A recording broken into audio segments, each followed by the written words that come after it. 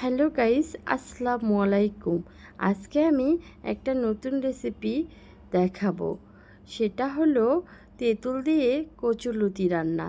সেটাও আবার আমার শাশুড়ি মায়ের হাতের রান্না। প্রথমে কড়াইয়ে তেল দিয়ে পেঁয়াজ দিব।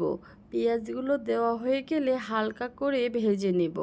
ভাজা হয়ে গেলে আদা রসুন বাটা, জিরার গুঁড়া, হলুদের গুঁড়া, মরিচের গুঁড়া, লবণ দিয়ে সামান্য পানি দিব। পানি দিয়ে নাড়াচাড়া করব। কিছুক্ষণ নাড়াচাড়া করার পর তেঁতুলগুলো দিয়ে দিব। তেঁতুলগুলো দেওয়া হয়ে গেলে কিছুক্ষণ নাড়াচাড়া করব। এরপর কচুরলতিগুলো দিয়ে দিব। কচুরলতিগুলো দেওয়া হয়ে গেলে কিছুক্ষণ এভাবে নাড়াচাড়া করব। নাড়াচাড়া হয়ে গেলে কচুরলতিগুলো মিডিয়াম আঁচে জাল দিব। এরপর ঢাকনা খুলে রেখে ছোলো হিটে কচুরলতিগুলো ভেজে নেব।